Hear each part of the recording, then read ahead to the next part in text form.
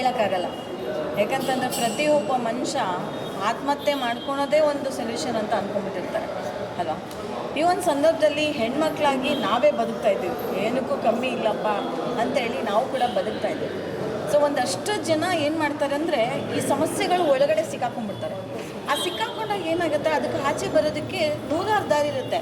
ಅದನ್ನು ಹುಡುಕದಿರ ಸೂಸೈಡ್ ಅಂತಲೇ ಯೋಚನೆ ಮಾಡಿಬಿಡ್ತಾರೆ ಫಸ್ಟ್ ಆಫ್ ಆಲ್ ಅಲ್ವಾ. ಸೊ ಅದು ತಪ್ಪು. ಪ್ರತಿಯೊಂದು ಕಡೆ ನಿಧಾನ ಕೂತ್ಕೊಂಡು, ಈಗ ನಾವು ಏನೇ ಒಂದು ವಸ್ತು ಆಗಲಿ ಕಳ್ಕೊಂಡ್ಬಿಟ್ಟಿದ್ರೆ ಕಣ್ಮುಂದೆನೇ ಇರುತ್ತೆ, ಬಟ್ ಸುತ್ತ ಹುಡುಕ್ತಾ ಇರ್ತೀವಿ, ಎಲ್ಲೂ ಸಿಗ್ತಿರಲ್ಲ. ಸಮಾಧಾನ ನಾವು ಕೂತ್ಕೊಂಡಾಗ ಅದು ಎದುರುಗಡೆನೇ ಕಾಣಿಸ್ತಿರುತ್ತೆ. ಅವಾಗ ಮನಸ್ಸು ಕೂಡ ರಿಲ್ಯಾಕ್ಸ್ ಆಗುತ್ತೆ, ರಿಲೀಫ್ ಆಗುತ್ತೆ.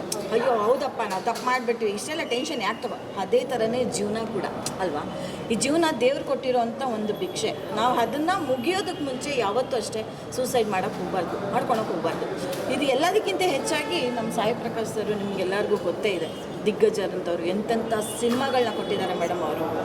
ಅಂಥ ವ್ಯಕ್ತಿ ಇಂಥ ಸಿನಿಮಾನ ಈ 2025ರಲ್ಲಿ 2025ರಲ್ಲಿ ಯಾಕಂದರೆ 2025ರಲ್ಲಿ ಇಂಥ ಸಿನಿಮಾನ ನಮ್ಮ ಸಾಯಿ ಪ್ರಕಾಶ್ ಸರ್ ಕೊಟ್ಟಿರೋದಕ್ಕೆ ನಮಗೆಲ್ರಿಗೂ ಭಾಳ ಖುಷಿ ಅನಿಸುತ್ತೆ. ಬಿಕಾಸ್ ಪ್ರತಿಯೊಂದು ಕಡೆ ನೋಡಿ, ಪ್ರತಿಯೊಂದು ಕಡೆ ಯಾವುದೋ ಒಂದು ಲವ್ ಫೇಲ್ಯೂರ್ ಆಯಿತಾ ಸೂಸೈಡ್ ಮಾಡ್ಕೊತಾರೆ. ಈಗ ಆಸ್ತಿ ಅಂತಸ್ತು ಆಯಿತಾ ಸೂಸೈಡ್ ಮಾಡ್ಕೊತಾರೆ. ಇಲ್ಲ ಹೌದು, ಇಲ್ಲ ಅಮ್ಮನ್ನೇ ಕೊಲೆ ಮಾಡ್ತಾರೆ, ಅಪ್ಪನ್ನೇ ಕೊಲೆ ಮಾಡ್ತಾರೆ. ಯಾಕೆ?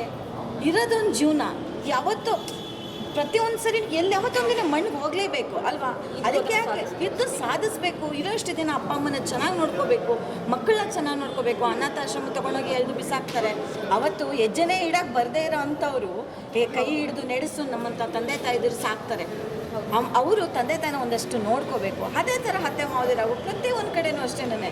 ಈ ಎಲ್ಲನೂ ಇವಾಗ ಏನಾಗಿದೆ, ಫಸ್ಟು ಮೇಡಮ್ ನಿಮಗೆ ಗೊತ್ತಿರೋ ಹಾಗೆ ಫಸ್ಟು ಸೋಷಿಯಲ್ ಮೀಡಿಯಾ ಅದು ಯಾವುದೂ ಇರಲಿಲ್ಲ, ಕಣ್ಣಿಗೆ ಕಾಣಿಸ್ತಾ ಇರಲಿಲ್ಲ. ಬಟ್ ಈಗ ಒಂದಿಷ್ಟ ಆದ್ರೂ ಕೂಡ ಎಲ್ಲ ಸೋಷಿಯಲ್ ಮೀಡಿಯಾಗಳಲ್ಲಿ ಬಂದುಬಿಟ್ಟಿರುತ್ತೆ. ಸೊ ಏನಾಗ್ತಾಯಿದೆ, ನಮ್ಮ ಕನ್ನಡ ಇಂಡಸ್ಟ್ರಿ ಎಲ್ಲೋ ಒಂದು ಕಡೆ ಹೋಗ್ಬಿಡ್ತಾ ಇದೆಯಾ ಅನ್ನೋ ಭಯ ಕೂಡ ಇದೆ ಮೇಡಮ್ ನಮಗೆ. ಇಂಥ ಸಂದರ್ಭದಲ್ಲಿ ದಯಮಾಡಿ ನಾನು ಎಲ್ಲರಿಗೂ ಬೇಡ್ಕೊಳ್ಳೋದು ಒಂದೇನೇ, ದಯಮಾಡಿ ನಮ್ಮ ಕನ್ನಡ ಇಂಡಸ್ಟ್ರಿನ ಉಳಿಸಿ ಬೆಳೆಸಿ. ಯಾಕೆಂದರೆ ನಮ್ಗೆ ಎಂಟರ್ಟೈನ್ ಬೇಕು, ನಿಮ್ಗೆ ಎಂಟರ್ಟೈನ್ ಬೇಕು. ಎಷ್ಟೋ ಜನ ಅದು ಸಿನಿಮಾ ಇಲ್ಲದೆ ಸಿನಿಮಾನೇ ಪ್ರಪಂಚ ಅಂದ್ಕೊಂಡಿದ್ದೀರಾ, ಆದರೆ ಟಿ ವಿಗಳಲ್ಲಿ ಹಾಕೊತೀರಾ. ಬಟ್ ಒಬ್ಬ ಡೈರೆಕ್ಟ್ರು, ಒಬ್ಬ ಪ್ರೊಡ್ಯೂಸರ್ ಎಷ್ಟು ಕಷ್ಟಪಟ್ಟಿರ್ತಾರೆ ಗೊತ್ತಾ. ಒಂದು ಸಿನಿಮಾ ಬಂದು ಥಿಯೇಟ್ರ್ ನಿಲ್ಲಷ್ಟರೊಳಗಡೆ ಎಷ್ಟು ಕಷ್ಟಪಟ್ಟಿರ್ತಾರೆ. ಬಟ್ ಅದನ್ನೆಲ್ಲ ನಿಮ್ಮ ಮನಸ್ಸಲ್ಲಿ ಇಟ್ಕೊಳ್ಳಿ. 100 ರೂಪಾಯಿ 200 ರೂಪಾಯಿ 300 ರೂಪಾಯಿನಲ್ಲಿ ಮುಖ ನೋಡಿಕೊಂಡು ನಮ್ಮಂಥವ್ರನ್ನೆಲ್ಲ ಬೆಳೆಸದೆ ಖಂಡಿತ ಇರಬೇಡಿ. ನೀವೆಲ್ಲ ಬಂದು ಸಿನಿಮಾ ನೋಡಿ, ಚೆನ್ನಾಗಿಲ್ಲ ಅಂತಂದರೆ ಆಮೇಲೆ ಮಾತು. ಫಸ್ಟ್ ಒಳ್ಳೆ ಸಿನಿಮಾನ ಗೆಲ್ಲಿಸಿ ಉಳಿಸಿ ಅಂತ ನಾನು ನಿಮ್ಮ ಮುಖಾಂತರ ಕೇಳ್ಕೊತಾ ಇದ್ದೀನಿ. Thank you sir, thank you.